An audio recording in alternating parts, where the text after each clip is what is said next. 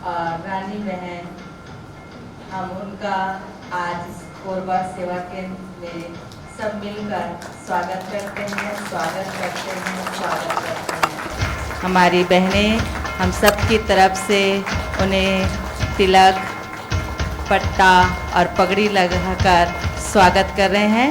आप सब करतल ध्वनि से साथ देते रहें इस स्वागत की कड़ी में।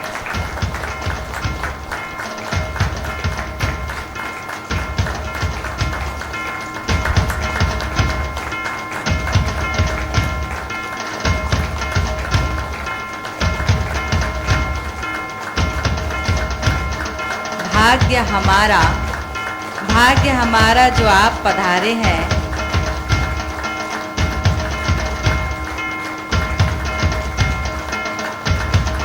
भाग्य हमारा आप जो पधारे हैं, हर नज़र आज बस आपको ही निगारे हैं। हम करते हैं स्वागत दिल की गहराइयों से, चांद आप आसमां के हम सब सितारे हैं, हम सब सितारे हैं। स्वागत की कड़ी का, इस स्वागत के पल का सभी आनंद लें। जो पहले आ गए हैं, ये भी संगम युग का एक अनोखा निराला आनंद है, जो इस ब्राह्मण जीवन में हम ब्राह्मण परिवार के बीच अपनी आदरणीय दीदियों का सानिध्य में उनका अभिनंदन करते, स्वागत करते दिल हमारा हर्षाता है। सतयुग में हम देवी देवताओं के रूप में वहाँ पे सबका ससम्मान स्वागत होगा, और वो स्वागत की वही पल संगम युग में हम देख रहे हैं कि कैसे सतयुग के राजा महाराजाओं की पगड़ी पहनाई जाएगी और कैसे उनके स्वागत सम्मान होगा। तो वो संगम युग में वो सारे पल को हम जिए। हमारे जो 21 जन्म है उसका ये अनमोल अनोखा जन्म ये संगम युग का है। हमारी बिंदु दीदी अपने सेवा केंद्र की ओर से सभी दीदियों को गुलदस्ता देकर स्वागत कर रहे हैं, अभिनंदन कर रहे हैं।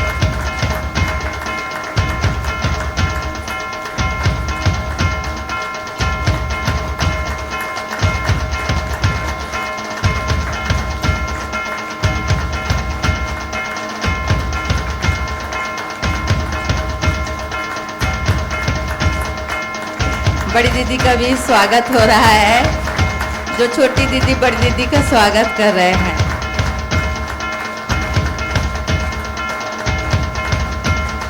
इस पल को नैनों में समा लें, इस आनंद की अनुभूति को दिल में समा लें। यह अनुभव हमारे जीवन का वो पल है जो हमें कुछ पल उस दुनिया से बाहर निकाल हमें इस अलौकिकता का अनुभव करा रहा है। यह अलौकिक करो तपस्या।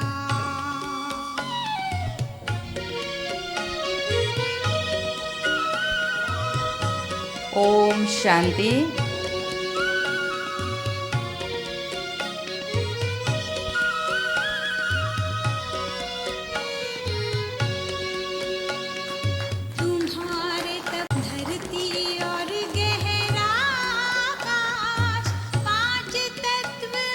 जैसे यह दीप जल उठा, ऐसे हमें अपने आत्मा की दीप भी जलाना है, ऐसे प्रज्वलित करना है, ऐसे ज्ञान का घृत के समान है, उन्हें अपने जीवन में संजोते जाएंगे। इस पल को, इस घड़ी को अपने जीवन में ऐसे लाएं, क्योंकि बहुत मुश्किल से ऐसा समय कर बैठ तपस्या करते हैं। प्यारे प्रभु शिव बाबा को याद करते हुए, उनकी शक्तियों को आत्मसात करते हुए हम पूरे प्रकृति को भी शुद्ध, प्रकृति को पावन करने का हम सब संकल्प करते हुए एकत्रित। मेरा लौकिक नाम वी.के. रानी है। हम लोग बचपन से ही ज्ञान में चलते हैं। छोटे थे जब से ही नानी के साथ जाते थे गीता पाठशाला में। तो पहले तो इतना समझ नहीं आता था, पर अच्छा लगता था दीदियों को देखकर, और बच्चों को तो टोली अच्छी लगती है। तो खास तो हम टोली के लिए जाते थे और अच्छा भी लगता था। फिर जैसे ही बड़े हुए तो वो समझ में आया कि ये क्या है, ज्ञान क्या है। तो 7th क्लास से मैं अभी तक रेगुलर मतलब बाबा की मुरली पढ़ना, गीता पाठशाला जाना, और दीदियाँ तो कभी कभी आते थे, बाकी हम लोग ही सुनाते थे। और भी कन्याएं थी। तो वैसे मैं खंडवा से निकली हूँ और फिर 2017 में हमने ट्रेनिंग की। 2 साल ऐसे सेंटर पे रहे कन्या रूप में। और अभी मैं इंदौर रामबाग में छाया दीदी के पास सेवाएं अपनी दे रही हूँ। मुझे समर्पित हुए 10 साल हो गए हैं। और वैसे तो हमने ना बाबा को साकार में देखा, ना मम्मा को देखा, दादियों को भी कुछ दादियों को देखा। और वही दादियों की प्रेरणाएं हमने आज अपनी दीदियों में देखी और उनकी ही प्रेरणाओं से हम अभी चल रहे हैं ना। जैसे मम्मा मास चल रहा है तो मम्मा कैसे गंभीर, रमणीक और हर्षित मुख रहती थी। जहाँ शिक्षा देना है वहाँ प्यार से सावधानी देती थी, गंभीर भी रहती थी।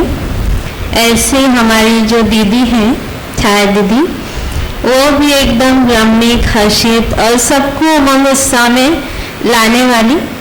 उनके साथ हमको रहने का भाग्य मिल रहा है तो हम भी कुछ न कुछ उनसे सीखते रहते हैं और बड़े ही प्यार से, नम्रता से हमको हर चीज़ सिखाते हैं।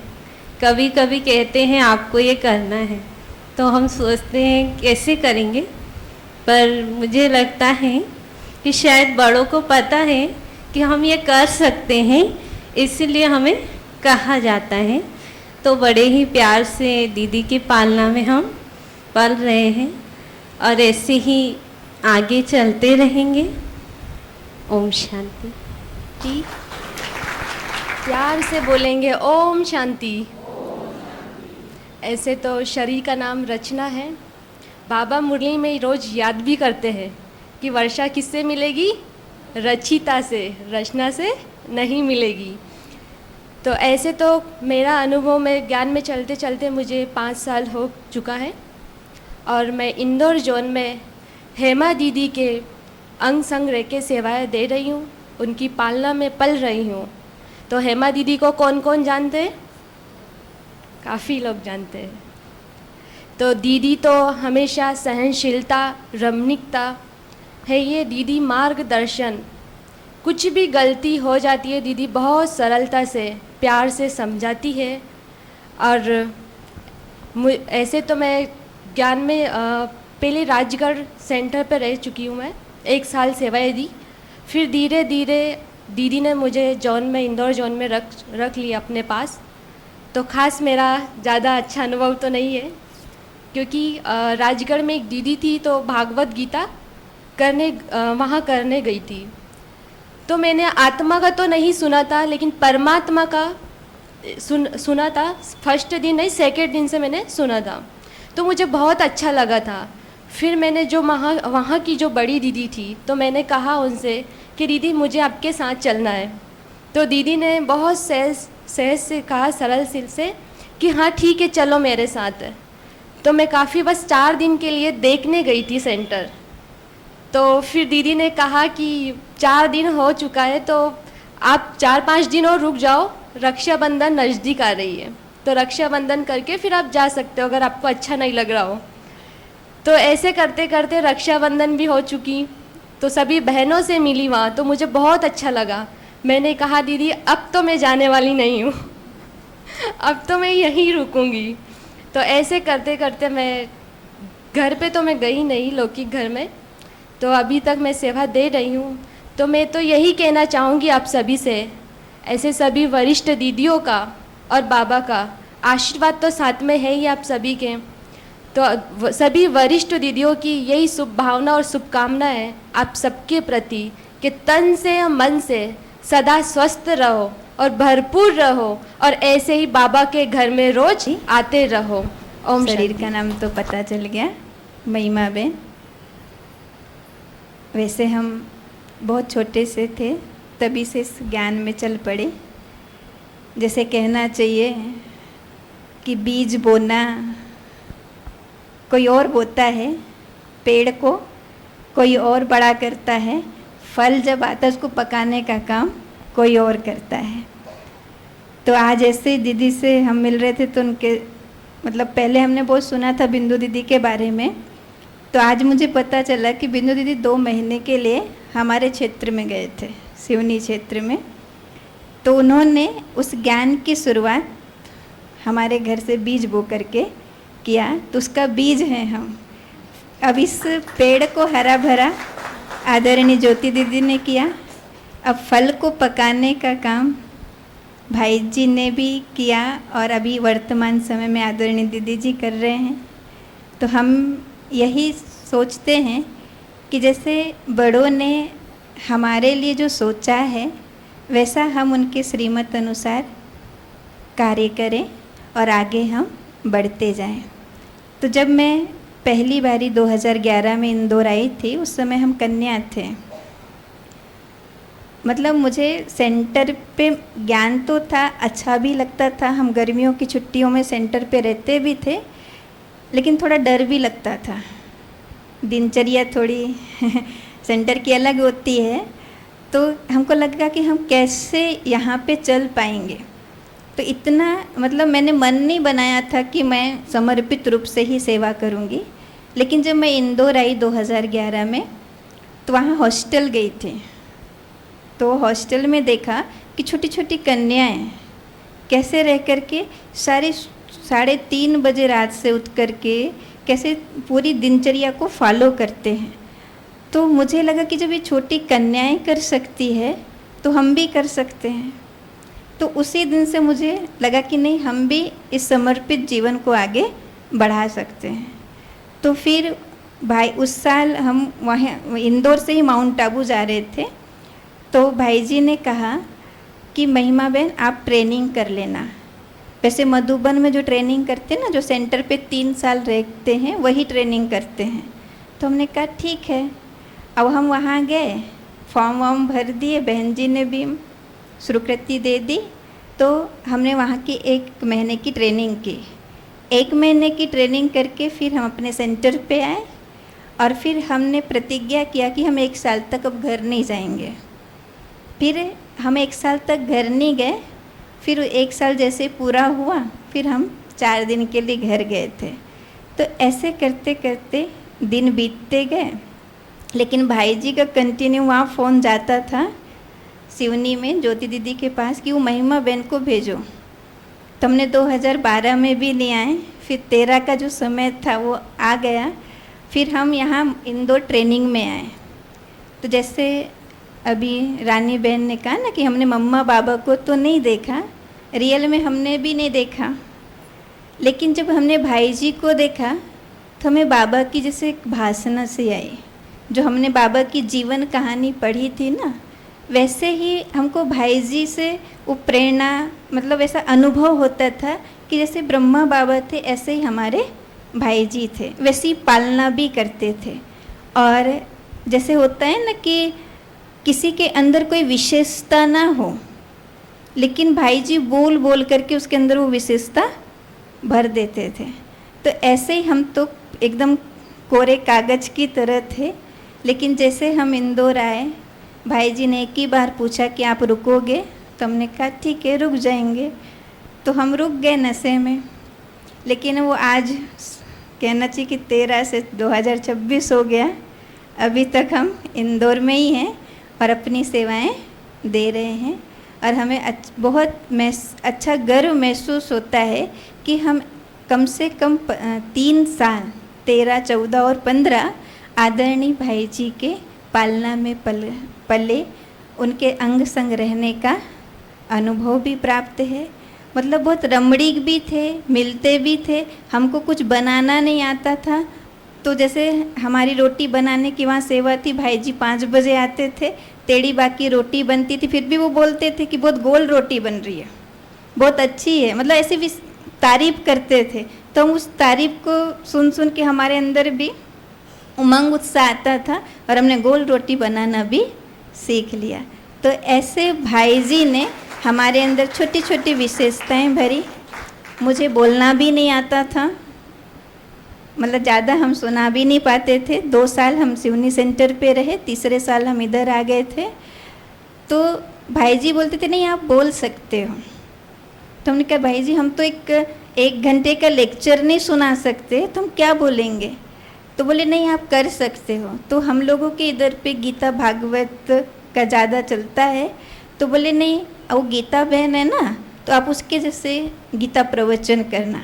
तो मैंने बोला 1 घंटे का नहीं सुना सकते तो क्या 3 घंटे का प्रवचन कर पाएंगे।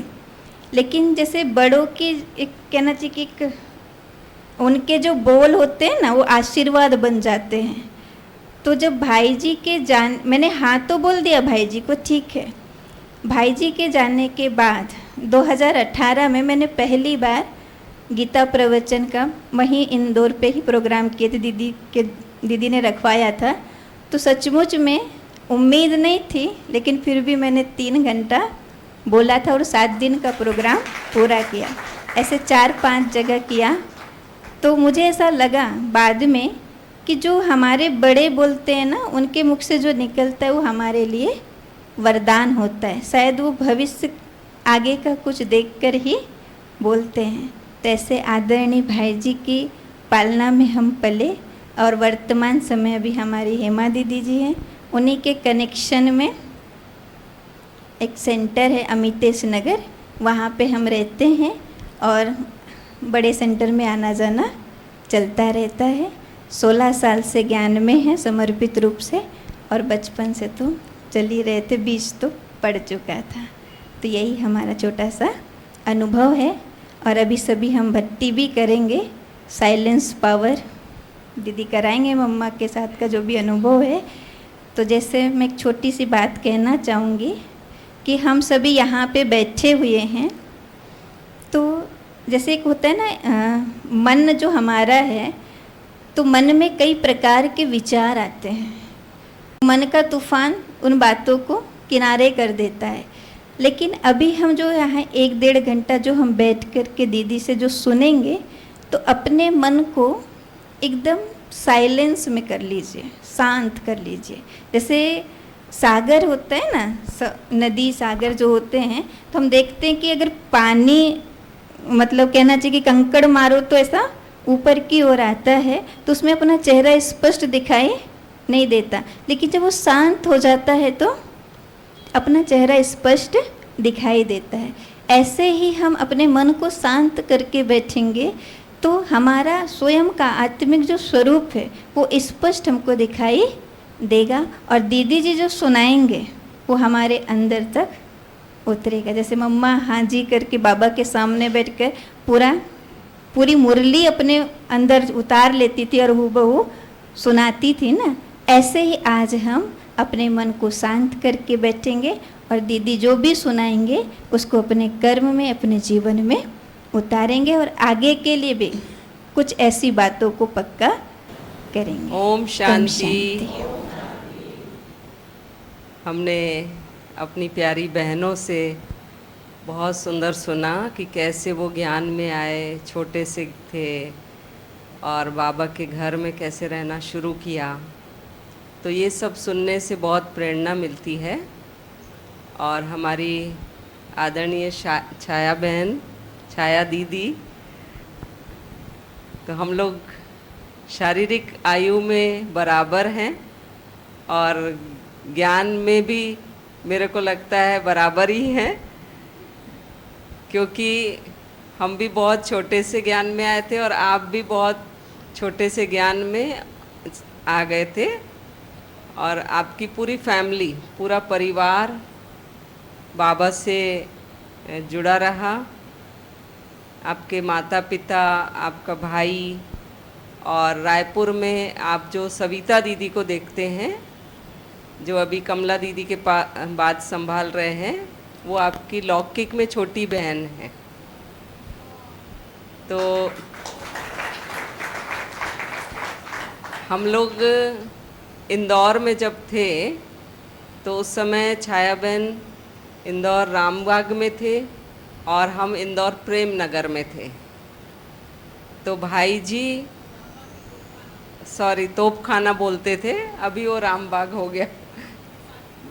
तो छाया बहन रुक्मणी दीदी के साथ इंदौर में थे उस समय, और फिर रुक्मणी दीदी प्रेम नगर में आ गए थे और हम रायगढ़ से फिर प्रेम नगर गए थे। तो बहुत बड़ी कहानी है, लेकिन हमारे आदरणीय भाई जी, हम लोग तो छोटे छोटे ही थे उस समय, 16-17 साल की उम्र थी हम लोगों की, लेकिन भाई जी ज्ञानांजलि प्रोग्राम वहाँ इंदौर में चलता था हर शनिवार को।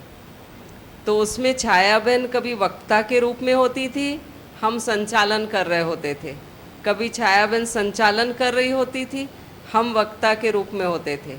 कभी वो योग का कमेंट्री कराते थे और हम लास्ट का धन्यवाद करते थे।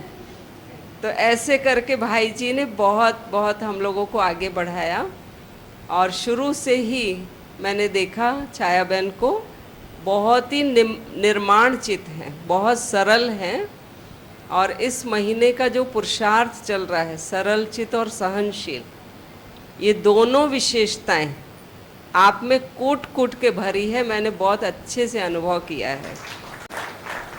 हम लोग जगदलपुर 15 दिन साथ में सेवा करने गए थे इंदौर से, एक ही साथ बस में गए थे, भाई जी ने भेजा था। तो शुरू से ही साथ का और सेवाओं का अनुभव रहा है। और जहाँ जहाँ पर भी जोन में मेले होते हैं, चाहे वो कोटा में हुआ, इंदौर में हुआ, उज्जैन में हुआ, तो वहाँ भी साथ साथ हम लोग सेवा किए हैं। और 2023 में हम लोग दुबई भी साथ में गए थे। हम लोग 10 बहनों का ग्रुप था, बड़ा मज़ा आता था, बहुत ही मज़ा आता था, इतना एंजॉय करते थे। मतलब ऐसा लगता था कि बस ये दिन चलते ही रहे। पर चूँकि सेवाएं होती है, फिर अलग अलग अपने क्षेत्र में जाना होता है। तो विगत 42 वर्ष से आप समर्पित होकर के बाबा की सेवा में अपना जीवन समर्पित किया है। देश विदेश की सेवा करते, और मुझे याद है जैसा कि हमारी महिमा बहन भाई जी की महिमा कर रही थी, तो भाई जी का विशेष स्नेह सभी बहनें अनुभव करती हैं, पर छाया बहन के ऊपर मुझे लगता था कि विशेष कृपा दृष्टि भाई जी की हमेशा रही। और अनेक स्थानों पर आपने सेवा की है, उसमें आपका कोरबा भी है। तो हमारे से पूर्व पहले, क्योंकि बहनों का ट्रांसफ़र होता था, तो पहले आप रुक्मणी दीदी के साथ यहाँ कोरबा में थे, और अचानक भाई जी का फ़ोन इनके पास भी आया और हमारे पास भी आया। इनके पास आया कि आपको इंदौर आना है, और हम थे उज्जैन में, हमारे पास आया कि रायपुर में गुलजार दादी आ रही है भिलाई में, तो आपको सेवा के लिए आना है, लेकिन वहाँ से फिर आपको कोरबा जाना है। तो हम रायपुर तक तो आ गए, लेकिन कोरबा आने के लिए हम रोने लग गए हमने कहा हमें कोरबा नहीं जाना है। तो समझ नहीं आ रहा था कोरबा क्या है, माने कोरबा की समझ ही नहीं थी। ऐसे लगता था कोरबा विदेश, माना विदेश है जैसे लगता था। तो फिर भाई जी बोले नहीं नहीं, तुम रोज़ फ़ोन में बात करना। तो वो लंबी कहानी है। मतलब कुल मिला के हम लोग साथ में बहुत रहे हैं, साथ में बहुत सेवाएं की है, और हम लोगों का स्वभाव भी आपस में बहुत मिलता है जो कहना चाहिए कि एक दूसरे मिले, वो जो कहते हैं ना कर कर लंबे हाथ, तो वैसी वाली बात है। तो जब से यहाँ से छाया बहन गई थी, तो मन में संकल्प रहता था, और हमारी बड़ी दीदी और हम हमेशा छाया बहन को बोलते थे कि आप तो ऐसे ही छोड़ के चले गए, फिर पीछे मुड़ के नहीं देखे हो, थोड़ा तो पीछे मुड़ के भी देखो।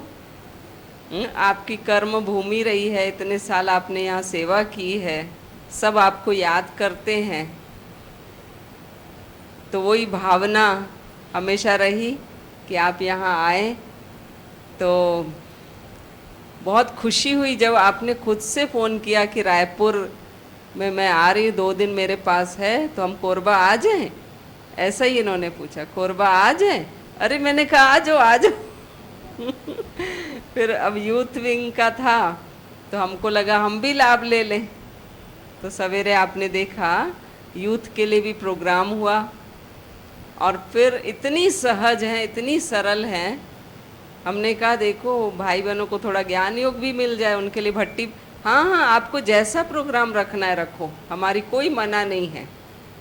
मतलब इतना सहज कभी नहीं। तो होता है ना, इतने दिन के बाद जा रहे हैं तो थोड़ा घूमें फिरें, थोड़ा ये करें। तो हमारी छाया बहन बहुत ही सरल है, और इन्होंने 2 दिन जो हमें यहाँ दिया है तो हम इसका पूरा पूरा लाभ लेंगे। और मैं तो बहुत ही समय ले ली आप लोगों का, ये समय तो छाया बहन के लिए है। इनकी छाया में अभी अनुभव करेंगे कि मम्मा क्या थी, क्योंकि मम्मा का मास चल रहा है। क्या मम्मा की वो विशेषताएं थी जो मम्मा बन गई, और हम बहनें भी कैसे उनके पद चिन्हों पर चल के सारे भाई बहन उनके अनुसार जैसा मम्मा चाहती थी वो क्या पुरुषार्थ करें जो हमारी भी स्व उन्नति हो। और आपने अपना जो स्वभाव इतना सरल बना के रखा हुआ है, उसका क्या गहरा राज है। आप बहुत योगी तपस्वी आत्मा हैं, और इतने सालों की आपकी तपस्या है, तो ज़रूर हमारे भाई बहनों को भी वो लाभ आज मिलेगा। और मैं तो आज कह रही थी छाया बहन से कि आप यहीं रुक जाओ, अब जाओ मत। संगम युग में साथ ही रहो। दूसरी बार ओम शांति माना मेरा कौन, और इतना इतनी सुंदर, वो कितना सुंदर होगा, है ना। तो ये जो छाया दीदी है ना, ये बाबा की छाया है, छाया की छाया नहीं है ना। और इनको, इस आत्मा को इतनी अच्छी पालना देने के निमित्त, है ना, हमारे आदरणीय भाई जी रहे। और जब मैं 1988 में समर्पित होके ब्रह्मा कुमारी बनी, तो सबसे पहले मैं आदरणीय रुक्मणी दीदी और आदरणीय हेमा दीदी, जो इंदौर का सबसे पहला सेंटर है तोपखाना, जहाँ खुद भाई जी भी रहते थे, तो वहाँ रहने का हमारा सौभाग्य हमें प्राप्त हुआ। और सबसे पहले ब्रह्मा कुमारी बनने के बाद में मैं वहीं आई थी। अब पूरे सफ़र के बाद में जगह जगह सेंटरों पर सफ़र करने के बाद फिर अंत में अभी वहीं स्थाई बाबा ने हमें सेवा के लिए रख दिया। भाई जी ने हेमा दीदी को निमित्त बनाया सेवा के लिए वहाँ पर। फिर जब सेवा की आवश्यकता ज़्यादा हुई तो दीदी को भाई जी ने अपने पास बुलाया, और भाई जी ने इस आत्मा को, उस सेवा केंद्र को संभालने का भाग्य दिया।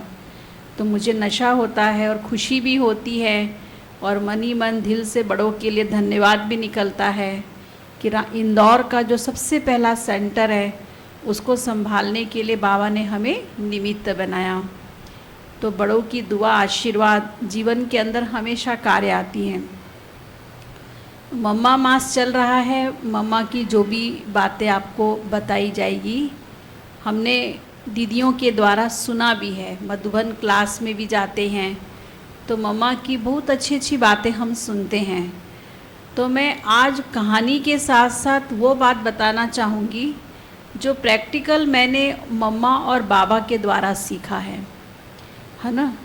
मम्मा को हम देखते हैं कि उनके चेहरे पर कितनी गंभीरता है, कितनी रमणीकता है, और साथ साथ एक दिव्यता समाई गई है। तो मम्मा और बाबा के जीवन के पुरुषार्थ का एक ही आधार रहा है ना। बाबा की मुरलियों के द्वारा हम सुनते हैं, अभी पिछले 2-3 संडे की जो मुरली है उसमें काफ़ी गहरी गहरी बातें पुरुषार्थ की बताई गई है। क्योंकि हमने साकार में सच में बाबा मम्मा को नहीं देखा, लेकिन हमने दादियों को देखा, दीदियों को देखा, भाई जी को देखा, वरिष्ठ भाइयों को देखा, तो उनके जीवन से हमें प्रेरणा मिलती है, उन्होंने जीवन के अंदर जो किया है। तो सबसे पहली बात कि बाबा और मम्मा नंबर 1 कैसे बने, नंबर 1 बनने का आधार क्या रहा, है ना। ब्रह्मा बाबा ने एक बार साकार में जब थे तो बाबा ने सभा के बीच में, जैसे हम सब बाबा के बच्चे बैठे हैं, ऐसे सभा के बीच में बाबा ने सभी को कहा था कि बच्चे, तुम्हें जीवन के अंदर ऐसा पुरुषार्थ करना है जो ये ब्रह्मा से भी आप आगे चले जाओ, जो बिल्कुल असंभव बात थी। क्योंकि ब्रह्मा बाबा का जो पुरुषार्थ था वो नंबर 1 पुरुषार्थ था, जिसके कारण ब्रह्मा बाबा सतयुग के फर्स्ट प्रिंस बने। ये कोई नहीं कर सकता था जो बाबा करते थे, लेकिन मम्मा ने उसको प्रैक्टिकल करके दिखाया।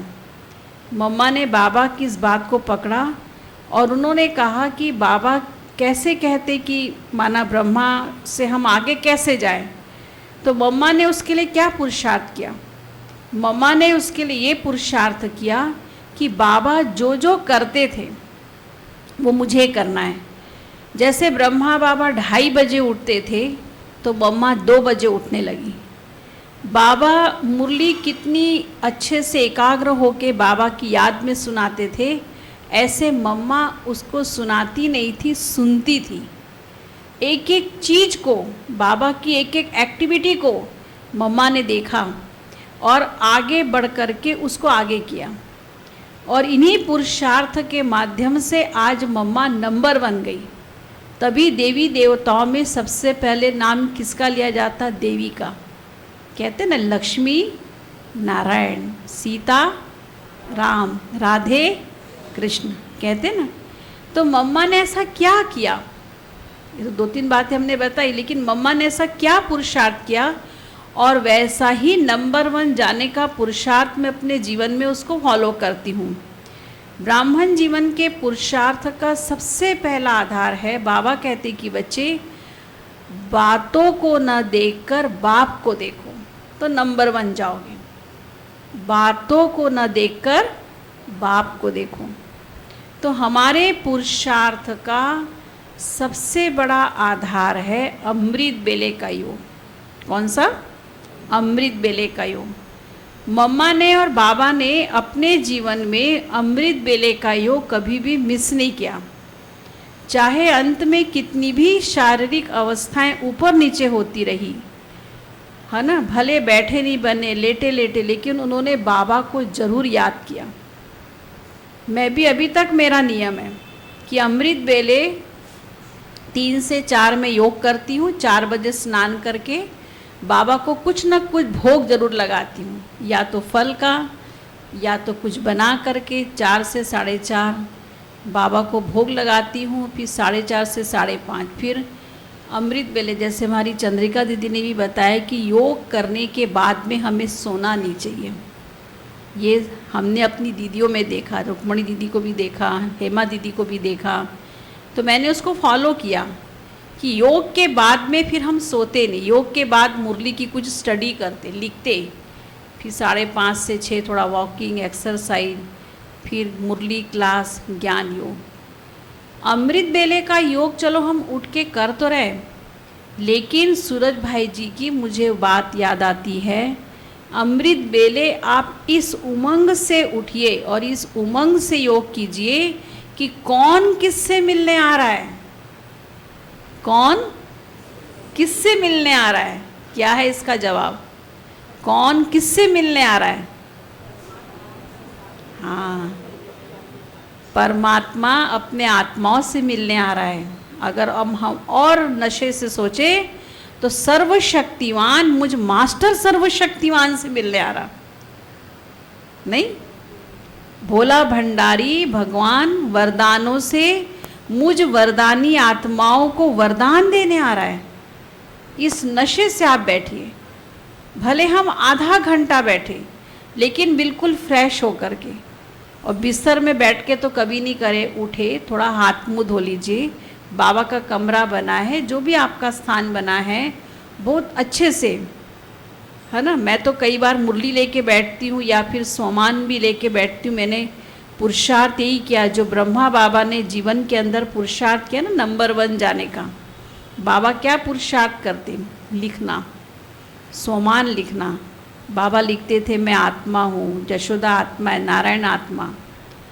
तो हर दिन मैं 108 बार एक सोमान को रोज़ नियम से लिखती हूँ जब मुझे समय मिलता है, चाहे रात को सोने के पहले, दोपहर में या अमृत बेले। बाबा ने जो पुरुषार्थ किया सोमान लिखने का, उसको मैं नियम से लिखती हूँ। कहीं बाहर जाती, अभी तो किसी कारण से डायरी नहीं ला पाई, लेकिन नियम है। और ये पुरुषार्थ हम क्लास के भाई बहनों को भी कराते हैं, आप लोग भी करते होंगे। और हम उनको टारगेट देते हैं, हर महीने एक सोमान में देती हूँ और बोलती हूँ कि ये सोमान जो नियम से रोज़ लिखेगा उसको स्पेशल प्राइज़ मिलेगा, ऐसा कह करके उन्हें पक्का कराया जाता। तो सबसे पहली बात, अमृत बेले बड़े उमंग उत्साह से आप उसको ज़रूर करिए, और करते भी हैं आप सब। उसको मिस नहीं करो। हाँ, कभी कहीं बाहर जाना हो गया, आगे पीछे हो गया, तबीयत खराब हो गई, 10 मिनट बैठो, 15 मिनट बैठो, लेकिन ज़रूर बैठो। क्योंकि बाबा ने एक बार मुरली में कहा था कि बच्चे, एक तो अमृत बेले का योग और दूसरा मुरली की क्लास। अगर आपका अमृत बेले अच्छा हुआ है तो मुरली क्लास में आपको बहुत आनंद आएगा। मम्मा मुरली कैसे सुनती थी? हम भी पूरा अटेंशन देते उसको सुनने के लिए। बाबा सभा में आते थे, बाबा पहले मुरली सुनाते थे, उसके बाद मम्मा को कहते थे कि मम्मा आपको उस मुरली को सुनाना है। सेम टू सेम वही शब्द मम्मा बाबा की बातों को स्पष्ट तरीके से बैठ कर के सुना देती थी। हम तो अभी के अभी मुरली की पॉइंट भूल जाते हैं, मम्मा पूरी की पूरी वही पॉइंट कैसे सुना देती थी। मुरली को सुनने का तरीका होता है। आत्मा में कितनी शक्ति होती है? कौन कौन सी? मन, बुद्धि और संस्कार। तो बाबा कहते मुरली सुनने का तरीका, मम्मा जब बैठती थी तो मम्मा के कहते ना कि हमारी मन की स्थिरता तन में स्थिरता लाती है। मेरा मन अगर चंचल होगा तो शरीर भी चंचलता लाएगा। इतनी एकाग्रता से मम्मा बैठती थी कि मम्मा का शरीर तो क्या, आँखों की पलकें तक नहीं झपकती थी, इतनी एकाग्रता से सुनती थी। तो एकाग्रता मम्मा ने कैसे लाया? मन, बुद्धि और संस्कार। कि मन बाबा की याद में मगन है, बुद्धि बाबा के ज्ञान रत्नों से भरपूर हो रही है, संस्कार जो मैं कर्म कर रही हूँ सुनने का, तीनों एक जगह, मन, बुद्धि और संस्कार, तीनों की एकाग्रता। अभी हमारा क्या होता है? मन तो बाबा में लगा है, बुद्धि यहाँ से जाके जो काम करना है उसमें लगी है, कर्म भले हम बैठ कर के सुन रहे हैं, लेकिन बाबा कहते बुद्धि रूपी झोली अगर स्वच्छ साफ होगी तो ही बाबा की मुरली आपको अच्छी रीति से समझ में आएगी। तो हमें तीनों को एकाग्र करके बैठना है। भले तन मेरा यहाँ बैठा है, हम आधे घंटे के लिए समय निकाल के आए, 1 घंटे के लिए समय निकाल के आए, जो काम हमको करना है यहाँ से जाके ही होगा ना। क्या यहाँ सोचे सोचे वो हो जाएगा? नहीं होगा ना। तो तीनों को एक साथ इन्वॉल्व करके हम बैठते हैं। और जो मुरली हम सुनते हैं, हमारा देखो सुनाने का रोल ज़्यादा होता है, सुनने का हमारा कम होता है। लेकिन मैं इस चीज़ का ध्यान रखती हूँ कि मुरली सुनते समय अमृत बेले बाबा के साथ में हम बच्चे के रूप में बैठे, बाबा पिता मैं बच्चा हूँ, और मुरली सुन रहे हैं तब बाबा के साथ मेरा कौन सा संबंध है? Godly student. बाबा मेरा टीचर है, मैं स्टूडेंट हूँ। हमने दादियों को भी देखा कि जब दादियाँ मुरली क्लास में बैठती थी तो बराबर डायरी पेन लेके बैठती थी। डायरी पेन लेके क्यों बैठती थी? डायरी पेन लेकर के बैठना माना ये सिद्ध करता है कि मैं गॉडली स्टूडेंट हूँ। कौन हूँ मैं? गॉडली स्टूडेंट हूँ। क्योंकि लिखने से जो बातें शायद सुनने से नहीं याद रहती, वो लिखने से याद रहती है। तो मुरली सुनते समय मुझे बुद्धि के अंदर होना चाहिए कि मैं गॉडली स्टूडेंट हूँ।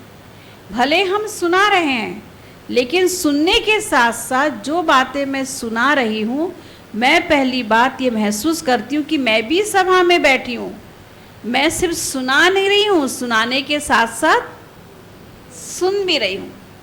नहीं, एक होता है ना ज्ञान को सुनना, दूसरा होता है सुनाना, और तीसरा होता है उसको जीवन में समाना। ज्ञान में हम चल तो रहे हैं, लेकिन मुझे ये बताइए ज्ञान कितना मेरे अंदर चल रहा है? ज्ञान में चलना महत्वपूर्ण है या ज्ञान मेरे अंदर चलना महत्वपूर्ण है? अंदर चलना। हम नशे से लोगों को कहते हैं ना, हम तो 40 वर्ष से ज्ञान में चल रहे हैं, लेकिन ज्ञान आपके अंदर कितने वर्षों से चल रहा है? तो सबसे पहली बात, अमृत बेले का योग बाबा मम्मा ने अपने जीवन में प्रैक्टिकल किया, मुरली बड़ी ध्यान से सुनी। तीसरी बात कि बाबा मम्मा ने नंबर 1 जाने का आधार, मुरली को मम्मा कितने बार पढ़ती थी? हम तो एक बार बड़े मुश्किल से पढ़ लेते हैं, है ना, लेकिन बार बार पढ़ने से, जितनी बार हम उसको पढ़ते हैं 2-4 बार, तो पढ़ने से क्या होता, हमें वो अपने अंदर धारण होता है। मुरली और अमृत बेले को, मुरली में भी क्या विशेष हमें ध्यान देना। 2-3 सप्ताह पहले अव्यक्त वाणी में बाबा ने स्पष्ट किया था कि अगर बच्चे आप व्यर्थता से अपने आप को मुक्त करना चाहते हो, व्यर्थता से अपने आप को मुक्त करना चाहते हो, तो 2 पुरुषार्थ करो, जो बाबा मम्मा ने भी अपने जीवन में किया। सबसे पहले उठते बराबर बाबा को क्या बोलो? गुड मॉर्निंग, है ना। रात को सोने के पहले बाबा को बोलो गुड नाइट। गुड मॉर्निंग और गुड नाइट ना, हमें थोड़ी ऐसी कोई इंग्लिश आती थी, बाबा ने सिखा दी हमें, नहीं। तो उठते बराबर गुड मॉर्निंग बोलो, रात को सोने के पहले गुड नाइट। माना हमारी पूरी कोशिश होनी चाहिए कि जिस स्थान पे हमारे कमरे में बेड लगा हुआ है, तो बाबा ने ये भी कहा था, उठते बराबर अगर मैं जिसका चेहरा देखती हूँ तो वो दिन वैसा जाता है। तो आप सब भी अपने कमरे में अपने बेड के सामने बाबा का फ़ोटो लगा के रखो। उठते बराबर मेरी नज़र किस में जाए? बाबा में। Good morning. रात को सोने के पहले दिन भर मेरे साथ अच्छा बुरा जो हुआ बाबा को बता दूँ, है ना। बाबा मैंने ये नहीं किया, ये नहीं किया, ये नहीं किया, ये तो चलो ठीक है, लेकिन किया क्या वो भी सुनाओ, है ना। ऐसा तो नहीं कि गलत ही गलत दिन भर कर रहे, कुछ अच्छा भी तो कर रहे होंगे, है ना। सारा बता के अपने मन रूपी स्लेट को क्लीन और क्लियर करके फिर सो। दूसरा पुरुषार्थ की विधि बाबा ने मुरली में बताई थी कि वरदान और स्लोगन। वरदान और स्लोगन, देखो वरदान जो होता है ना काफ़ी लंबा होता है, लेकिन वरदान का जो लास्ट शब्द होता है ना, भाव, लास्ट शब्द होता है भाव। तो आज के वरदान में लास्ट शब्द भाव का कौन सा था? किसको याद है? प्रभु प्रिय भव। कहा ना, प्रभु प्रिय भव। भव माना हो।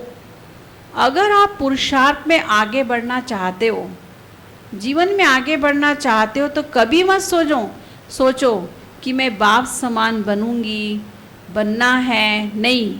भाव माना हो। देखो बच्चा जब स्कूल में पढ़ने जाता है, बचपन से उसे एम दिया जाता है, आपको डॉक्टर बनना, इंजीनियर बनना, वकील बनना, है ना, ये लक्ष्य उसको दिया जाता है। लेकिन उसको बचपन से ये इमेज कराया जाता है कि आप ना पुलिस में हो, आप डॉक्टर हो, तो वो छोटेपन से क्या करेगा? दादाजी चलो मैं डॉक्टर हूँ, आँख दिखाओ, नाक दिखाओ, कहता है ना, उम्मीद करता है, बचपन से ही वो महसूस करता कि मैं हूँ। ऐसे ही बाबा कहते बच्चे पुरुषार्थ में अगर अपन ये सोचेंगे ना कि मैं बाप समान बनूंगी, मैं लक्ष्मी नारायण बनूंगी, मैं देवी देवता बनूंगी, नहीं। आप महसूस करो कि मैं देवी देवता हूँ, मैं बाप समान हूँ, मैं मम्मा समान हूँ माना जब ये सोचोगे ना मैं हूँ। बताते ना कि अगर समझो लाइट चली गई है और यहाँ पे बहुत गर्मी हो रही है, तो आप सोचो मैं एसी में बैठी हूँ, तो आपको क्या लगेगा? भले पसीना भी आ रहा है लेकिन आपको ठंडक लगेगा, वो वाइब्रेशन मन के अंदर इमर्ज होगा। इसीलिए पुरुषार्थ में हमेशा सोचो भाव माना हूँ। पहली लाइन पुरुषार्थ की आती है, साइलेंस शब्द बाबा ने कहा था, बीच की विधि होती है और लास्ट का फल होता है। 3 बातें वरदान में होती हैं। पहला पुरुषार्थ का आता है कि साइलेंस की अनुभूति आपको करना है, तो उसके लिए बीच की लाइन होती क्या करना है, और जब मैंने उसको कर लिया तो मैं क्या बन गई, प्रभु प्रिय बन गई, भाव। और दूसरी बात, वरदान के साथ साथ स्लोगन। स्लोगन का भी कोई एक शब्द याद कर लो। हमें पूरी मुरली याद नहीं रहती, कोई बात नहीं। वरदान क्यों है? बाबा रोज मुरली में हमें 3 संबंध के रूप में मिलते, माता पिता बंधु सखा विशेष है ना, लेकिन 3 संबंध क्या होते? बाप, शिक्षक और सदगुरु। तो बाबा रोज मुरली में हमें 3 संबंध के रूप में मिलते हैं। जब बाबा मुरली के प्रारंभ में कहते मीठे बच्चे, तो सोचो बाबा पिता के रूप में हैं। जब बाबा ने कहा प्रश्न पूछा, तो सोचो बाबा शिक्षक है। और जब बाबा ने वरदान दिया, तो सोचो बाबा सदगुरु है। तो बाबा ने, मम्मा ने मुरली और अमृत बेले योग के आधार से अपने जीवन को आगे बढ़ाया, जिसको हम अपनी अंदर पूरी धारण करने का प्रयास करते। तीसरी बात, पुरुषार्थ में आगे जाने के लिए मम्मा ने अपने जीवन में हांजी का पाठ पक्का किया। हांजी है ना, जो भी बात होती हांजी। साकार में एक बार मम्मा के हाथ में कुछ लग चुका था और बाबा ने उनको कुछ सेवा बताई, कोई भी सेवा बताई, तो मम्मा ने हाँ तो बोल दिया, क्योंकि ना बोलना तो मम्मा ने कभी सीखा ही नहीं था। तो बाबा ने कहा, मम्मा ने हाँ तो बोला, फिर जब सब चले गए तो मम्मा ने बाबा को कहा, बाबा मैंने हाँ तो बोल दिया, लेकिन मुझे ना वो जो आपने सेवा बताई ना वो तो आती नहीं है। तो बाबा ने कहा, बच्ची आपने हाँ बोला ना तो आप पास हो गई, चलो बाबा आपको सिखाएगा। इसीलिए आपको कोई भी सेवा बताई जाती, जैसे बड़े भी हमें कोई सेवा बताते है ना, तो हमारी भी पूरी कोशिश होती है। हाँ, जैसे बहनों ने कहा ना, बड़े जानते हैं हमारे अंदर क्या है, शायद हम नहीं जानते। ऐसे बाबा को पता था कि मम्मा वो सेवा कर सकती है। फिर मम्मा के हाथ में लगा हुआ था, तो आप सबको याद होगा पुराने भाई बहनों को, कि जब पांडव भवन में, अभी तो नलों में गर्म पानी आ जाता था, पहले तो लकड़ी लगाते थे और बाल्टी बाल्टी से पानी सब कमरों में जाया करता था।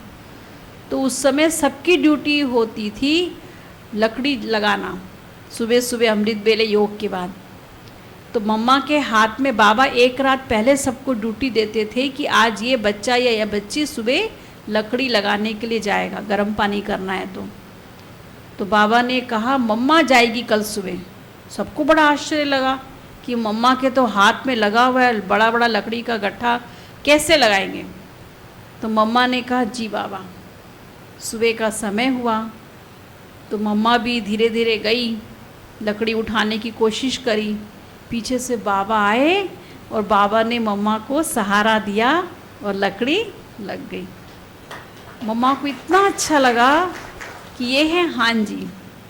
कभी भी कोई भी सेवा, चाहे कोई भी सेवा, बहनों ने बोली ना कभी मत बोलो।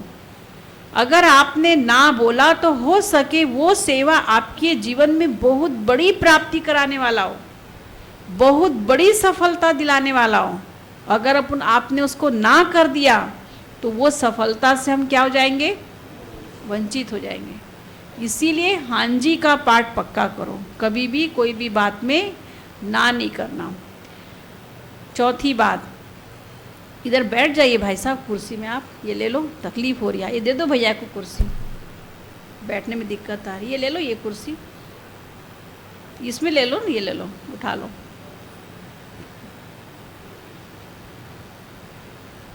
तो मम्मा ने पुरुषार्थ में आगे बढ़ने के लिए जीवन, जैसे बहनों ने साइलेंस की बात बताई, बाबा भी मुरलियों में कहते गहरी शांति का हमें अनुभव करना है। क्योंकि बाबा कहते दुनिया में दिन प्रतिदिन फिर दूसरे दिन सारा गुब्बार निकाल देते है ना, इतना बोलते कि बस लगता ही नहीं कि हम कोई मौन में थे। तो साइलेंस माना शांति, ऐसी शांति जिसके अंदर बहुत गहराई हो, बहुत सुख हो, बहुत आनंद हो, एकदम चुप भी नहीं बैठना, मन को एकदम शून्य भी नहीं कर देना है। तो बाबा मम्मा शांति की गहरी अनुभूति करने के लिए देह भान से एकदम परे हो जाते थे। कहते हैं ना शांति जो है सुख शांति। दादी जानकी जी कहती थी, मुझे अगर कोई कहता था कि आपकी शादी हो गई, तो कहती थी हाँ शादी हो गई मेरी। बोले आपका पति? बोले मेरे पति का नाम शिव है और मेरे बेटे का नाम सुख है और मेरी बेटी का नाम शांति है ना। तो शिव बाबा जो है जितनी गहरी शांति का अनुभव अपन करना चाहते हैं, तो मन को, बुद्धि को और संस्कार को एक विचार में, बाबा कहते स्व का राजा बन के रहो, कर्म इंद्रियों पर कंट्रोलिंग पावर हो, स्वराज्य अधिकारी बन करके रहो। स्व का राजा बनना माना जैसे एक राजा होता है, किस तरह से अपनी प्रजा के ऊपर कंट्रोल रखता है। राजा कभी अधीन नहीं होता है, वो अधिकारी बन करके रहता है। मन को मैं जो डायरेक्शन दूं, मन वो कार्य करे, मन मनमानी ना करे।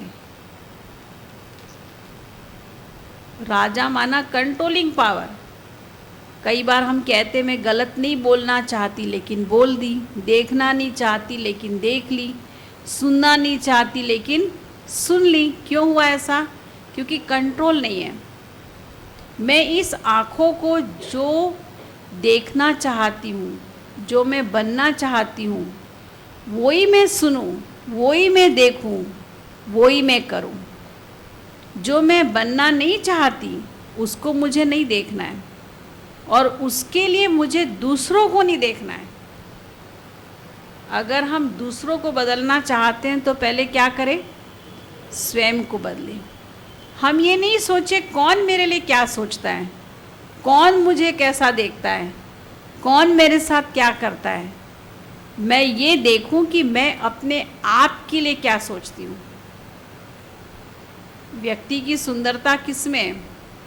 चेहरे में नहीं है, उसके अच्छे सोच में है।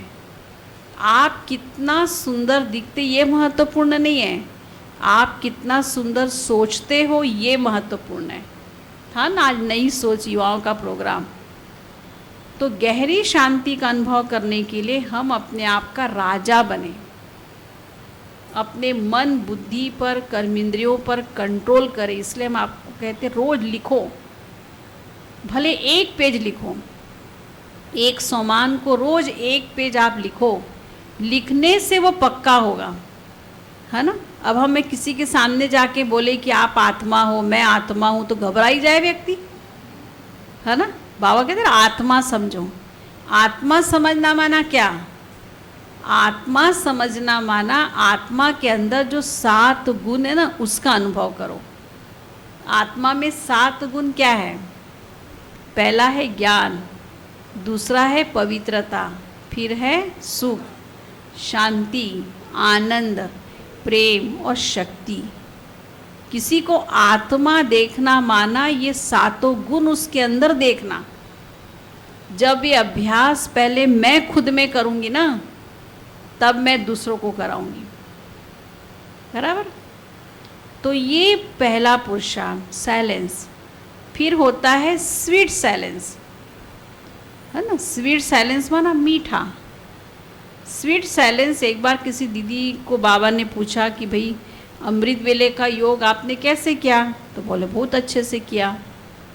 तो अमृत वेले खास करके हमें क्या आती? नींद आती, निद्रा का समय होता, नींद आती है ना।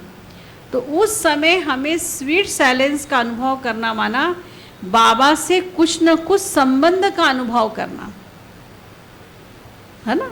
देखो जब संबंध की लौकिक में दुनिया में कहते हर एक व्यक्ति का कोई ना कोई एक जरूर होता है, हर एक व्यक्ति का कोई ना कोई एक जरूर होता है। यहाँ आप सब बैठे हो, सबका कोई ना कोई एक जरूर होगा।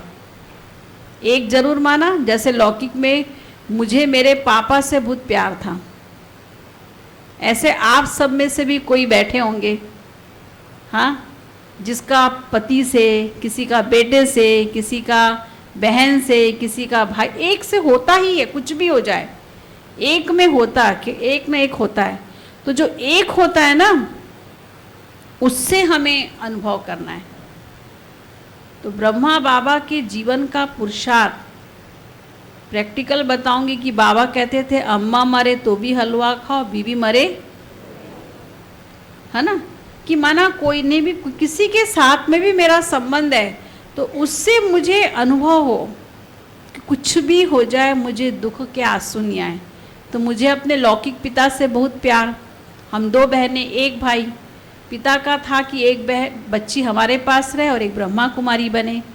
फिर हमने कहा नहीं, अधिकार दोनों को बराबर दो, तो दोनों को ब्रह्मा कुमारी बनाया। सविता बहन तो शुरू से ही नज़दीक रही, हम भिलाई से निकले हैं। सविता बहन तो शुरू से कमला दीदी के नज़दीक रही और मुझे ही सेवार्थ जगह जगह जाना पड़ा। तो लौकिक पिता से स्नेह होने, जैसे शुरू में तो पत्र सिस्टम होता, तो जैसे पत्र आता था तो बस टप टप आंसू बहने लगते थे, जा भी नहीं सकते, बोल भी नहीं सकते। तो एक दिन मैंने बाबा के कमरे में गई और बाबा के कमरे में बैठ के मैंने बाबा को कहा, बाबा अब आप तो कहते मैं ही आपका सब कुछ हूँ, तो अगर आप सच में मेरे पिता हो तो मुझे इतना प्यार दो, इतना प्यार दो कि उस लौकिक पिता की याद मुझे कभी ना आए। तो सच बताती, मुझे ऐसा लगा सच में उस ट्रांसलाइट से बाबा निकल के आए और मुझे इतने प्यार से उन्होंने गले लगाया और इतना प्यार दिया कि वो दिन और आज का दिन कभी मुझे याद नहीं आई। और वंडरफुल बात कि जिस दिन मेरा लौकिक जन्मदिन, सुबह मुझे उन्होंने विश किया, जिस दिन मेरा लौकिक जन्मदिन उसी दिन शाम को उन्होंने शरीर छोड़ा। मैसेज मिला तो दीदी ने बताया कि देखो बहन, अगर आप सच में बाबा की बच्ची हो, है ना, तो आँखों से आंसू नहीं आना चाहिए। तो मुझे तो पक्का था कि मेरा पिता कौन है, बाबा ही है। जब हम गए तो सच में जब पिता के अंतिम संस्कार करने के लिए जब गए तो देख कर के मुझे सच में आंसू नहीं आया, बल्कि ये मन के अंदर आया कि आज मैंने इस पिता को निश्चिंत होकर शरीर छोड़ने दिया। इन्हें कोई टेंशन नहीं दिया, नहीं तो नॉर्मली माता पिता को टेंशन होता बच्ची कैसी होगी क्या होगी। तो मैंने पिता को निश्चिंत होकर शरीर छोड़ने के लिए दिया। एक पेपर में तो मैं पास हो गई। अब दूसरा पेपर था माता जी का। माँ तो माँ ही होती है। तो करोना काल के समय हमारे माता जी ने भी शरीर छोड़ा। तो उस वक्त आया, मैं तो तबीयत खराब थी तो आई थी मिलने, लेकिन मेरे जाने के बाद उन्होंने शरीर छोड़ा। लेकिन जब माता जी ने शरीर छोड़ा तो माता जी के शरीर छोड़ने के पश्चात मैंने ये संकल्प किया कि आज मैंने अपने लौकिक माँ की कोख को धन्य बनाया, जो उन्होंने इतने सुंदर बच्चियों को जन्म दिया और विश्व सेवा की तरफ लगाया। हमारी माता जी की विशेषता थी कि रोज़ अमृत बेले हम दोनों बहनों को इतना वाइब्रेशन देती थी कि इनका जीवन निर्विघ्न बने, और सब ब्रह्मा कुमारी बहनों को सोचती थी यही सविता, यही छाया। इतना मन के अंदर प्यार और ज्ञान में लाने की निमित्त हमारी माता जी ही थी। तो अम्मा मरे तो भी हलवा खाओ, बीवी मरे, है ना। तो माना ये बाबा इतना पक्का करा देता है। ये है ज्ञान की गहराई कि बाबा से हम स्वीट साइलेंस का अनुभव करें, सिर्फ खाली नहीं बैठे। तो जो संबंध से आपको ज़्यादा प्यार है ना, उस संबंध का प्यार अनुभव आप बाबा से ज़रूर करो। क्यों? नहीं तो वही संबंध आपको अपनी तरफ क्या करेगा, खींचेगा। ठीक है। फिर तीसरा क्या है? डीप साइलेंस, शांति के गहराई में जाना है आपको। बाबा बच्चों को कहते हैं देह इतना पक्का है, दुनिया में 3 चीज़ होती है, देह, दुनिया और दौलत। इसी में हमारी बुद्धि जाती है। सारा खेल जो है ना इस देह का होता है। तभी बाबा मुरली में रोज कहते, एक मुरली में था, हमने भाई बहनों को भी चिंतन दिया था कि भाई बाबा ने मुरली में एक बार 108 बार कहा था कि आत्मा आत्मा आत्मा। रोज ऐसी मुरली होती है जिसमें बाबा हमें रोज कहता आत्मा समझ के बाबा को याद करो। क्यों कहता है? जो चीज़ कठिन होती है उसको बार बार अभ्यास करने से सरल हो जाता है। रोज कहता है ना बाबा। दादी प्रकाशमणि जी की मुझे बात याद आती है। दादी जी कहती थी 5 केले रोज खाया करो। कितने केले खा सकते हो आप लोग? 5 केले नहीं खा सकते, लेकिन ये केला ऐसा है कि आप खा लोगे। खाना चाहते हो कौन कौन? मैं तो रोज खाती हूँ, 5 केले तो रोज खाती हूँ। माता नहीं खाना है, आज खाना पड़ेगा। सब हाथ उठाओ, सबको खाना पड़ेगा, ठीक है? चलो 5 केले कौन सा? मेरे साथ बोलना। अकेले आए हैं, अकेले जाना है, अकेले में बैठ, अकेले बाबा को अकेले याद करना। केले लास्ट में आए, केले खाया 5 केले। अब बताओ ये 5 केले रोज खा सकते हो? कौन बोलता मैं नहीं खा सकती? फिर से बोलिए। अकेले आए हैं, अकेले जाना है, अकेले में बैठ, अकेले बाबा को अकेले याद करना। ये है डीप साइलेंस। अकेले, न हम किसी को लेके आए थे, न किसी को लेके जाएंगे। बस मैं एक आत्मा हूँ। लेकिन बाबा मुरलियों में कहते अकेले भी आए थे इस दुनिया में, तो कैसे आए थे? अकेले भी आए थे ना, तो बहुत शान से आए थे, बहुत इज्जत से आए थे। हम अपने अंदर बहुत चीज़ें भर के आए थे, ठीक है? तो जैसे आए थे ना वैसे जाना है। जब आप ट्रैवलिंग करने जाते हो कहीं पर भी, तो 3 बैग अपने साथ ले जाते हो। छोटा सा हैंड पर्स होता है जिसमें टिकट पैसे होते, छोटी सी अटैची होती जिसमें कपड़े होते, रात का सफ़र करना होता है, एक बिस्तरा होता है, 3 बैग होते। ये 3 बैग लेके हम परम धाम से इस दुनिया में आए थे। वो 3 बैग कौन से हैं? सबसे पहला है मन रूपी हैंड पर्स, छोटा सा, जिसमें अच्छे अच्छे विचार थे। दूसरा बुद्धि रूपी अटैची, जिसके अंदर बहुत अच्छे अच्छे गुण थे, शक्तियाँ थी। चौथा संस्कार रूपी बिस्तरा, जिसमें अच्छे अच्छे कर्म थे। वो दृश्य इमर्ज करो कि हैंड पर्स मेरा यहाँ है, एक अटैची है और एक बिस्तरा है। बड़े शान से हम आए थे, ठीक है? फिर धीरे धीरे आए, संसार मेले में 2 युग तक बहुत अच्छे से रहे, है ना? फिर द्वापर में अब दुनिया का आकर्षण आया, तो पर्स एक तरफ, अटैची एक तरफ, बिस्तरा एक तरफ। फिर बहुत परेशान हो गए। फिर याद आया, अरे मेरा पर्स कहाँ है? फिर मैंने बाबा को पुकारा। फिर बाबा ने संगम युग पे आके मुझे वो पर्स भी दिया, अटैची भी दिया और बिस्तरा भी दिया। तो जो खो गया ना, उसी को मुझे लेके जाना है। तो बाबा बच्चों को कहते गहरी शांति का अनुभव करने के लिए दिन भर में बाबा कई बार बताते कि बच्चे हर घंटे में 5 मिनट 5 स्वरूप का अभ्यास करो, जो आत्मा का ही स्वरूप है। हर घंटे में 5 मिनट। 5 स्वरूप क्या क्या है ना?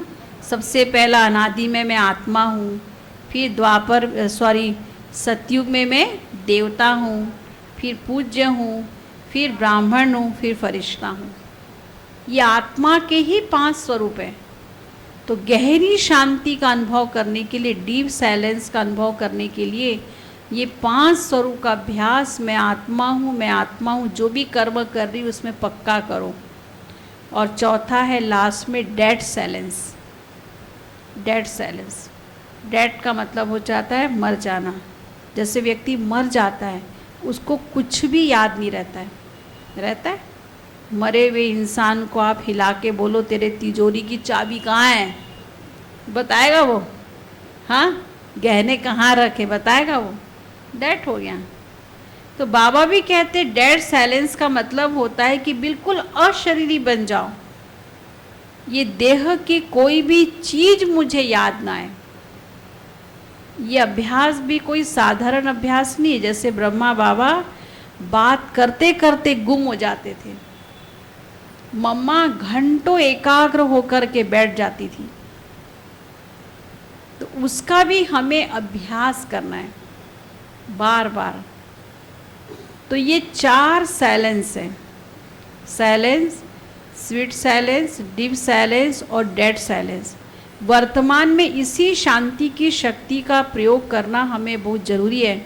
हमें याद है कि साकार में ब्रह्मा बाबा ने दादियों को 14 वर्ष की तपस्या कराई।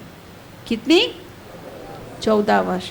चलो हम 14 वर्ष नहीं कर सकते, 14 साल नहीं कर सकते, 14 महीने नहीं कर सकते, 14 घंटे नहीं कर सकते, लेकिन 14 मिनट तो कर सकते। एक दिन में 14 मिनट नहीं कर सकते? कर सकते ना। वैसे तो बाबा 8 घंटे का चार्ट बताते, मधुबन से भी आया है कि सुबह 4 से 8 तक और रात को 6 से 10 तक, ऐसे 4-4 घंटा हम योग तपस्या करें, साइलेंस में रहे। लेकिन 14-15 मिनट भी अगर हमने रोज तपस्या कर ली तो हमारा जीवन कैसा हो जाएगा? श्रेष्ठ हो जाएगा, महान हो जाएगा। तो ऐसी गहरी तपस्या बाबा ने हम सब बच्चों को जीवन का आधार बताया। तो पहले तो अमृत वेले का योग, दूसरा बाबा की मुरली, तीसरा हान जी का पाठ, और मम्मा ने अपने जीवन के अंदर इकोनॉमी सीखी, है ना। इकोनॉमी माना बचत करना, है ना। बाबा मम्मा जो थे कैसे बचत किया करते थे। भले वो 2 ड्रेस ही पहनते थे। मम्मा जब कितने बड़े परिवार की थी, मम्मा धनाढ़ घर की थी, लेकिन जब बाबा के घर में आई तो सिर्फ 2 ड्रेस में आई थी वो। और उसी ड्रेस को जितना सादगी और उतनी इकोनॉमी, भले 2 ड्रेस थी, रोज उसको साफ सुथरा करके, पहले तो प्रेस भी नहीं होता था, जैसे पलंग पे बैठे, कुर्सी पे बैठे, बराबर उसको घड़ी करके उस पर रख देते थे, प्रेस हो जाता था। कितना इकोनॉमी। बाबा कहते 108 छत्ती वाले कपड़े पहनो। इकोनॉमी, बचत। सुनाते हैं दादियाँ की, हमारी बहन जी के अंदर भी हमने विशेषता देखी कि सब्जी काटने के लिए देते थे सबको, तो सब लोग क्या करते थे, ऊपरी ऊपरी जैसे पालक हो, मेथी हो, है ना, काटते थे। तो काट करके मोटा मोटा तो निकाल लेते थे, बाकी सब साइड करते थे। तो सब चले जाने के बाद मम्मा बैठती थी और उसके अंदर जो कोमल कोमल पत्तियाँ थी या जो अच्छी कोमल कोमल लकड़ी थी, उसको भी मम्मा काट लेती थी। वो कहती थी बहनों को कि देखो बहनें, आपने तो इतनी सारी सब्जी फेंकी कि 2 व्यक्ति खा सकता है इसमें। इतनी इकोनॉमी। हम तो सोचते कचरा है, फेंक देते हम तो नहीं। तो इकोनॉमी से चलना और हर काम को बिल्कुल एक्यूरेट करना, बाबा ने जो बोला उसको बराबर करना। और बाबा मम्मा जो बात बोलते थे ना, तो बोलने के पहले करते थे। अभी भी मधुबन में हम जाते तो बोला जाता ना, अनाज सफाई के लिए सब आ जाना, सब्जी काटने के लिए आ जाना। ऐसे उस समय क्लास में सबको बोला जाता था कि क्लास के बाद सबको अनाज सफाई करना। तो बाबा बहन को कहते थे, सेवाधारी बहन को, कि जो अनाज की बोरी है और सफाई करने का सुपड़ा है, छन्नी है, थाली पहले से ला के रखना। क्लास से उठ करके बाबा मम्मा खुद पहले जाते थे और खुद बैठ करके अनाज सफाई करते थे। फिर धीरे धीरे जैसे बच्चे आने लगे, तो बाबा ने देखा बच्चे आने लगे, तो फिर बाबा धीरे से उड़ जाते थे। करके कहना, सिर्फ कहना नहीं, करना भी। कहते ना, जो कर्म हम करेंगे हमें देख और करेंगे। तो बाबा मम्मा सिर्फ कहते नहीं थे, उसको करके भी प्रैक्टिकल दिखाते थे। साथ ही साथ समय के पाबंद बहुत थे। समय के पाबंद, समय पर क्लास में आना। स्कूल में भी सिखाया जाता है, टीचर क्लास में आने के पहले हमें क्लास में बैठना। टीचर जब सभा से जाए तब क्लास से उठ के जाना। ये टीचर का क्या है? रिस्पेक्ट है। ये टीचर का रिस्पेक्ट है। तो एक समय मम्मा को किसी कारण से क्लास में आने में देरी हो गई, तो बाबा ने कहा था समय पे आया करो, समय पे जाया करो, देरी हो गई। है ना। जो देर से आता था तो वो क्लास में उसको अलाउ नहीं था।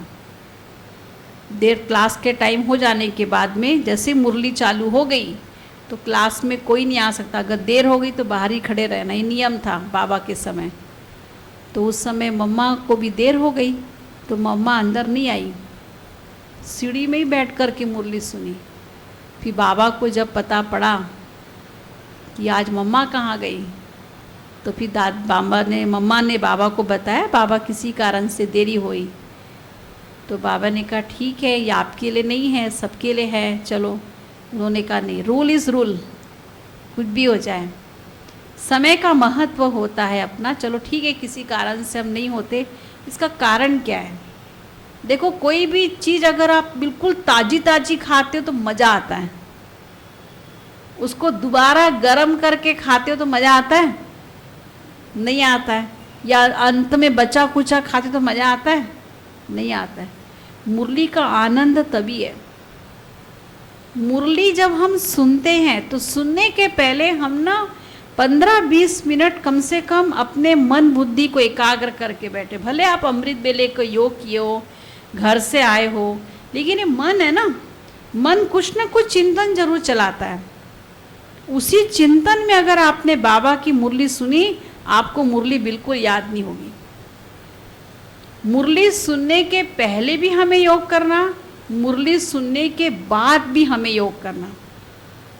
मुरली सुनने के पहले योग इसलिए करना कि हम अपने मस्तिष्क को स्वच्छ साफ रखें, और सुनने के बाद इसलिए योग करना कि जो हमने सुना उसका मनन चिंतन हो। तो कम से कम 1.5-2 घंटा तो रोज हमें नियम से बाबा के घर देना चाहिए। और सेंटर पर आकर के सुनना वो बात अलग होता है ना। मंदिर की मूर्ति मंदिर में रहती है, चाहे वो मूर्ति घर में भी क्यों ना हो, लेकिन जो आनंद उसको मंदिर में आएगा वो घर में आएगा? नहीं आएगा। ऐसा बाबा का फोटो आपके घर में भी है।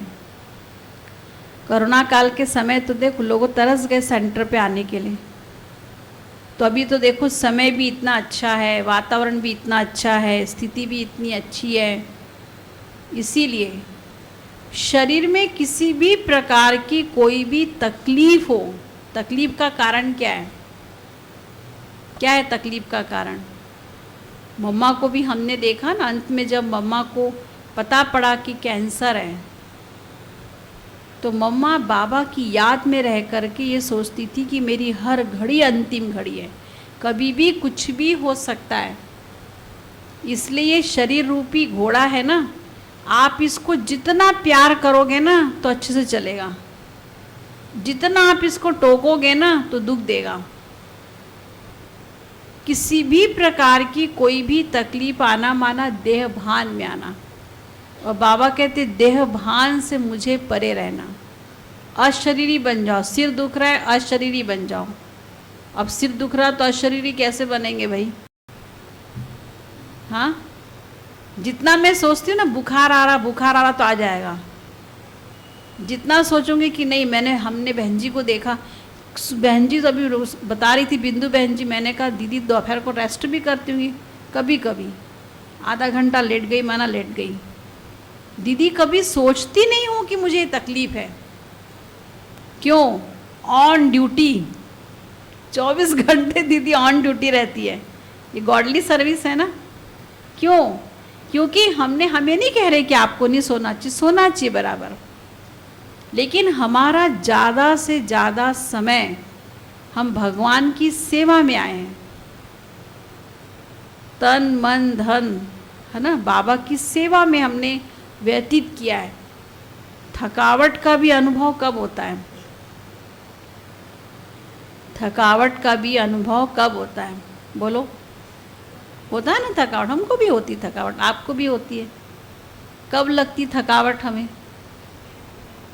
जब देह भान में आती है। और कब लगती थकावट?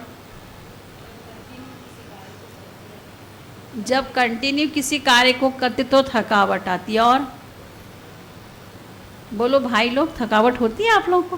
कब होती है? हाँ, जब व्यर्थ सोचते। थकावट आने का कारण है कि मैं ही कर रही हूँ, सुबह से शाम तक मैं ही कर रही हूँ, मुझे ही बोला जाता है ना। जब आप किसी भी कार्य को करते समय सोचो कि मैं नहीं कर रही, बाबा मेरे साथ कर रहा है, मैं बाबा के साथ कर रही। बड़े नशे से हम कहते हैं ना, मैं बाबा का, बाबा मेरा साथी है, मैं बाबा की हूँ, मैं अकेले नहीं कर रही हूँ। देखो लौकिक में भी हमें कई कार्य नहीं आता था, सेंटर पर आकर के तो हमें बहनों का भी भाइयों का सब काम करना पड़ा, बाहर भी जाना पड़ा, सब कार्य करना पड़ा। तो वो भान हमने छोड़ दिया ना कि मैं नहीं कर रही, बाबा मेरे से करा रहा, बाबा कर रहा। जब अपना समझ के करते हैं तो थकावट नहीं होती, बाबा का समझ के करते तो थकावट नहीं होती। इसीलिए अथक बन कर के हमें क्या करनी है, सेवा करनी है। और उसमें ये होना चाहिए जितना ज़्यादा से ज़्यादा मैं सेवा करूँ ना तो मेरा भाग्य बनेगा, जितना मैं करूँगी मेरा भाग्य बनेगा। इसमें मुझे दूसरों को नहीं देखना है। बाबा कहते गुणग्राही दृष्टि बना के रखो, सी शिव बाबा और फॉलो ब्रह्मा बाबा। पुरुषार्थ में अगर आगे बढ़ना है तो ये सोचो कि ब्रह्मा बाबा ऐसे समय पर अपने जीवन में कैसे पुरुषार्थ किए, मम्मा ने ऐसे समय पर अपने जीवन में कैसे पुरुषार्थ किए। और जीवन में आगे बढ़ना है तो दूसरों की बातों को पकड़ के मत बैठो। नहीं, कई बार कोई कहता है ना, देखो ना बहन जी वो मुझे ऐसा देखता है, हाँ आज मुझे वो ऐसा देख रहा था, ज़रूर आपने कुछ स्पेशल ड्रेस पहनी होगी, अच्छे से डेकोरेशन किया होगा तभी उसने आपको देखा। कोई बात नहीं, देखा ना, आप भी देख लो। ये क्यों सोचते उसने मुझे ऐसा क्यों देखा। हाँ, बाबा ने कहा ना, कोई अगर आपके ऊपर क्रोध भी करे ना तो भी आप उसको शांति की दृष्टि से देखो। व्यर्थ संकल्प आने का कारण यही है कि हम उसके ओरिजिनल स्वरूप को नहीं देखते हैं, ओरिजिनल संस्कार को नहीं देखते हैं, व्यर्थ संस्कार, मिक्स संस्कार को देखते हैं। अब मेरे सामने कोई गुस्सा करता तो मुझे तो गुस्सा आता ही नहीं है, मैं तो शांति में रहती हूँ। मैं सोचती चलो गुस्सा उसका कर्म है, उसका रोल है, वो एक्टिंग कर रहा है, मुझे शांति में रहने की एक्टिंग करनी है। तो ये पुरुषार्थ की छोटी छोटी बातें सुनने में बहुत अच्छा लगता, लेकिन जब हम इसको प्रैक्टिकल अपने जीवन में करेंगे तो सच में बाबा ने कहा ना, निराकारी, निर्विकारी, निरहंकारी, संपूर्ण, संपन्न और कर्मातीत। ये 3 स्टेज को ब्रह्मा बाबा ने प्राप्त किया, संपन्न, संपूर्ण और कर्मातीत। कर्मातीत माना कर्म के बंधन से परे। जब कर्मातीत अवस्था हो जाती है तो आत्मा इस शरीर रूपी चोले को धारण नहीं करेगी, इतनी प्योर बन जाती है कि उसको सत्युगी 100% प्योर वाला शरीर चाहिए। तो ब्रह्मा बाबा कर्मातीत बन गए और कर्मातीत बनकर सूक्ष्म वतन में बाबा हमारा इंतज़ार कर रहे हैं कि मेरे बच्चे भी मेरे समान संपन्न, संपूर्ण और कर्मातीत बनकर आए। बाहे पसारे बाबा इंतज़ार कर रहे हैं। बताओ, इतना लंबा इंतज़ार तो हम किसी का कर नहीं सकते, लेकिन बाबा इंतज़ार कर रहे हैं। तो उस इंतज़ार की घड़ी को ख़त्म कौन करेगा? हम करेंगे ना। तो उसके लिए बाबा ने जो पुरुषार्थ किया, अमृत बेले का योग, मुरली अटेंशन से सुनना, स्वमान को लिखना, पुरुषार्थ की हर बात की गहराई को। और देखो, ज्ञान में चलना बहुत सरल है, कठिन नहीं है। कठिन हम बना देते। कोई भी बात को करो तो सरल है, ना करो तो कठिन है। इसीलिए रोज़ 5 केले खाओ। आप सभी चालू कर दो आज से। खाते होंगे कई लोग। स्थूल केला भी अच्छा होता है और ये केला भी अच्छा होता है, ठीक है। तो दिली दिल बाबा को रोज़ शुक्रिया करो रोज बाबा को धन्यवाद दो, जिसने आपकी सेवा करी, जिसने आपको सहयोग दिया, जिसने आपको मदद किया। हाँ, दिन भर में आप खुद ही बताओ कि बाबा को दिन भर में कितनी बार शुक्रिया करते हो, कितने बार धन्यवाद देते हो बाबा को दिन भर में। 1 बार, 2 बार, 4 बार बोलो, देते हो शुक्रिया। हमारे साथ एक बहन रहती है, उसके अंदर बहुत पक्का है, कोई भी काम हो ना, शुक्रिया दीदी, शुक्रिया बाबा, धन्यवाद बाबा, बड़े प्यार से बोलती वो। तो ऐसे दिन भर में हम बाबा को कितना बार शुक्रिया बोलते? हाँ, अच्छा काम होता तो ही बोलते ना। अगर काम नहीं हुआ तो भी बोलते हो, बोला करो। किसी ने भी आपको एक गिलास पानी भी किसी ने पिलाया ना आपको, आप शुक्रिया बोलो, थैंक यू बोलो। गलती हो गई तो सॉरी बोलो, और अच्छा काम हुआ तो शुक्रिया बोलो। कोई गलती हो गई तो बाबा को भी बोलो, बाबा सॉरी। और अच्छा काम हो गया है तो बाबा को बोलो शुक्रिया। ये हमारी निर्माणता है, ये हमारी निर्माणता है ना, निराकारी, निर्विकारी, निरहंकारी। और मम्मा का क्या था?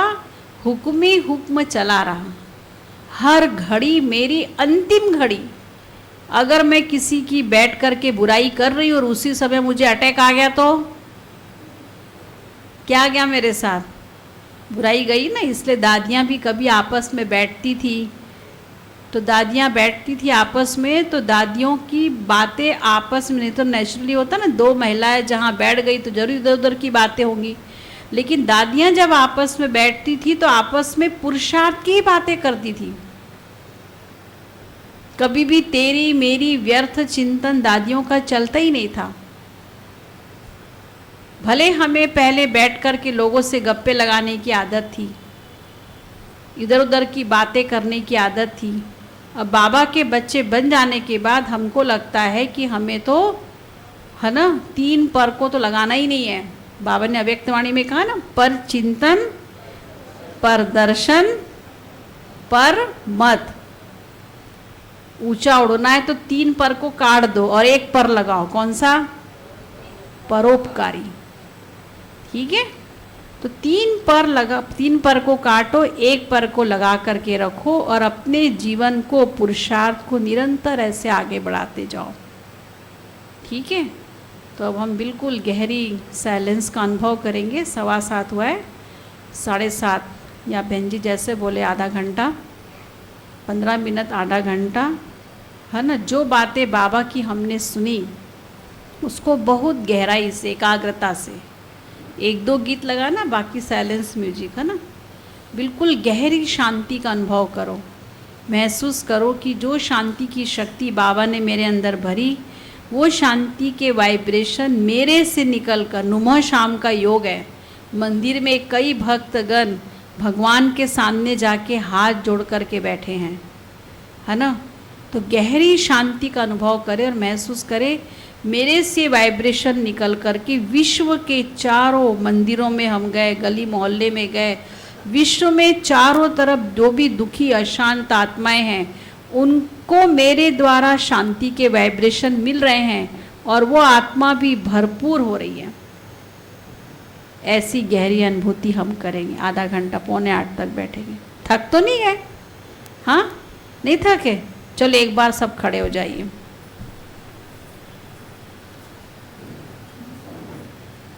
सभी प्यार से बोलिए, मेरा बाबा, प्यारा बाबा। भाई पहले आ जाएंगे और यहाँ से टोली और दीदी जी से यहाँ वरदान लेके, दृष्टि टोली लेके फिर आप नीचे जाएंगे बाबा के कमरे से होते।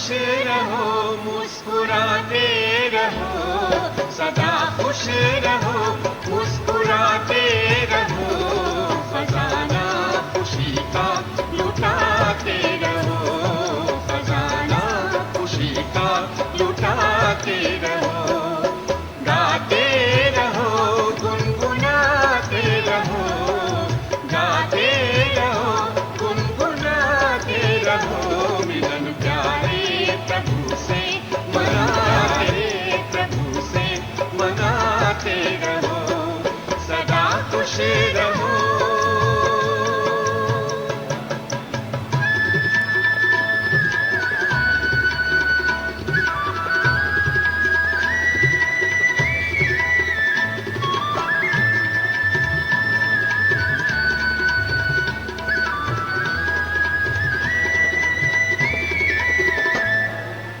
अच्छा हुआ जो हुआ, क्यों डरे, अच्छा ही होगा, फिक्र क्यों करें।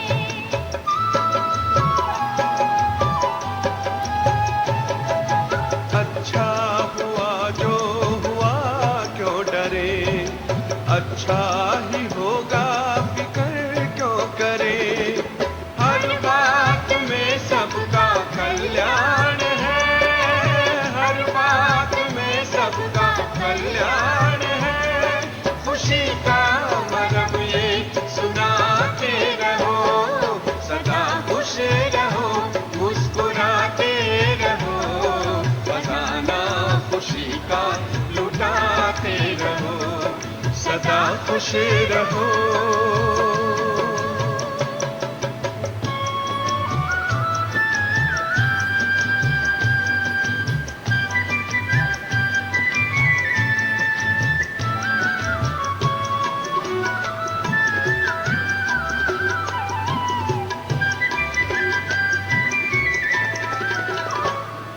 चलो कुछ कहा किसने क्या हो गया, खुशी खो गई मानो सब खो गया,